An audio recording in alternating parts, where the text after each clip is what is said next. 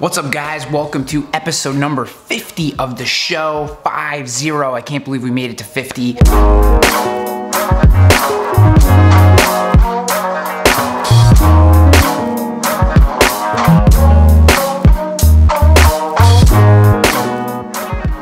Today I'm going to share with you 10 things I've learned, 10 unlikely lessons that I've learned from vlogging that I think will help you produce better video for your own business. Before we do that though, I want to introduce you to my co-host.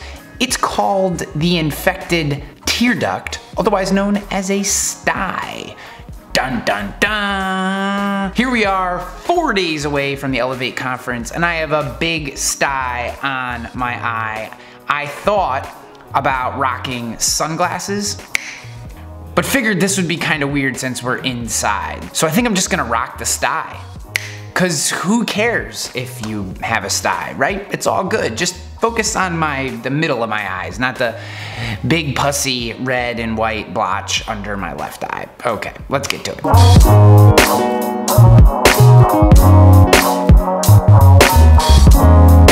Number one, quality matters. Your production has to be quality. When you produce video, because it's both audio and visual, unlike a podcast or unlike written content, people can hear it, they can see it, there's a lot to it, and the quality of the production matters. You can put anything out, you do poorly lit, poorly sounding upshots with your iPhone. Those are perfectly fine, and I know we've had large debates as a group about that. I just think those aren't worth doing, personally, unless you're just doing them for practice.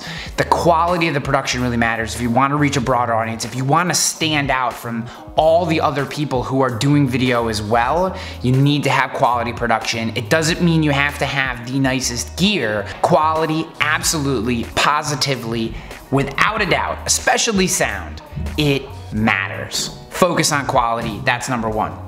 Number two, B-roll is hard. Getting B-roll right is really hard. It's finding that mix of too much B-roll, not enough B-roll. How do you work your transitions? Do you just flow into one? Do you do the hard cuts? That transition, that B-roll content is not an easy thing to grab. It's tremendously fun to do and to create, but it definitely takes time. But when done right, adds context and texture to your video, and again, helps you stand out, get noticed, and helps your audience buy into what you're saying in your video. Number three, edit 3 times. Here's why 3. First edit is just gonna be your heavy cuts, getting down to the pieces of raw footage that are worth packaging up into a final product. Edit number 2 is going to be your defined cuts. So really piecing the things together, coming up with a narrative, adding different pieces of B-roll, adding different pieces of audio. And then edit number 3 is going to be where you come up with your finished product. Edit 3 times. That is how you get to a final product that you're gonna be happy with. Everyone is gonna be different, but for me, it's 3 edits every video. It definitely adds production time, but it also adds production value. Go back to number 1 to understand why we're doing 3 edits every video at a minimum. Number 4, be humble. When you start creating video and you start putting it out to the world, especially if you have a feel for it, you're gonna get a lot of positive feedback, you're gonna get a lot of attention. Remember that you're always serving an audience, and don't allow your own hubris or your own ego to overshadow what you're really trying to do, which is add value to the audience. Stay humble, stay humble, stay humble. That kind of takes us right into number 5, which is talk with your audience. Don't talk to your audience, don't talk at your audience, talk with them as if as if there's another human where the camera is and you're having this give and take. That type of conversation makes a vlog very engaging. It makes it very real, very tangible. It's also much easier to convey your caring or your empathy for the audience that way. Talk with them, really feel like you're having a conversation, and try to set up your videos that way, and you'll get much more engagement and feedback. Number 6, there is a big difference between being good at YouTube and being good at video marketing. And when you create a video, it's important to understand what you're trying to do. So for the vlog, for the show, what I'm really trying to do is capture your attention,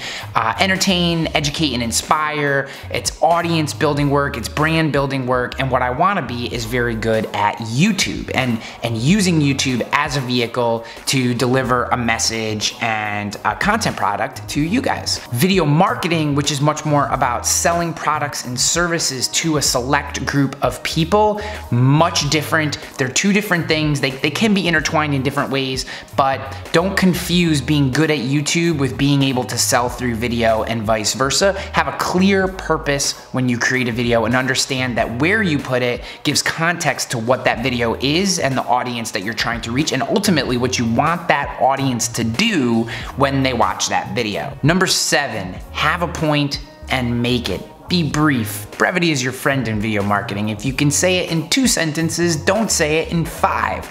Your audience will thank you and ultimately respond more to that video because you're not wasting people's time. I, in all honesty, am completely terrible at this. It's difficult for me to even get my videos down to the 10 or 11 minutes that they normally are.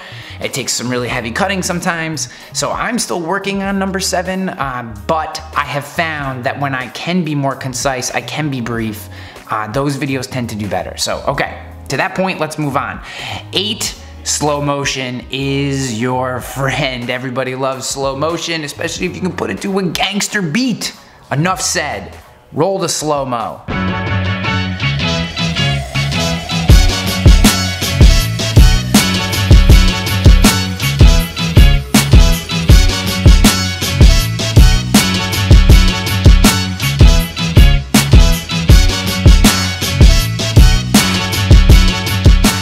Number 9, a diversity of shots adds intrigue. There is no doubt having a variety of locations improves the experience that you provide to your audience. Oftentimes the best way to establish a scene is to use B-roll to show where you are and then just get into your content. There's nothing more on the nose than saying, "Hi, my name is Ryan and I'm in Troy, New York today." People can figure out where you are by the backdrop that you set behind them, the scenes that you set by moving your camera shots around, and by the B-roll. B-roll is really about giving context to your footage. So using B-roll properly and setting a scene using a variety of different backdrops allows you to spice up and add more depth and quality to the video that you're providing. Using different lens lengths also provides variety to your shots. It's really about mixing up and giving your audience different perspectives on where you are and just changing the flow. If it's too much of the same shot over and over and over again, your audience becomes numb to what you're saying. So it's your job when you're creating video, in particular vlogs, that people are a lot of times are watching just as much for entertainment as they are for the education. You want to make sure that you're giving them a variety of different shots. And an easy way to do that is if you have a variable lens, sometimes using maybe a more wide angle format, and then other times zooming in and going for that more linear look.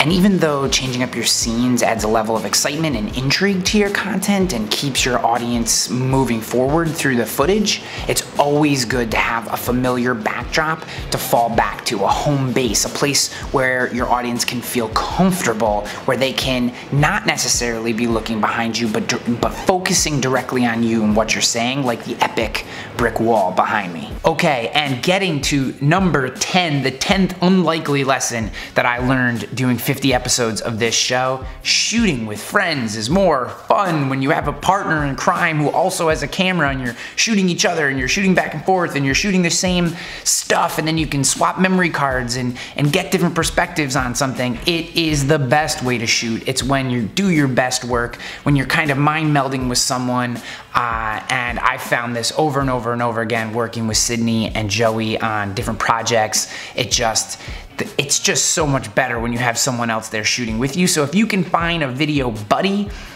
work with that buddy as often as you possibly can. I guarantee you will see the quality of your product go way up, which will correspond with an increase in value to your audience and an increase in the size and depth of the audience that starts to watch your video. So guys, as always, if you love this show, please just hit that like button, subscribe if you hadn't subscribed, and as always, be good. I love you. Peace. My darling, I love you. love you, I love you, I love you, I love you, I love you.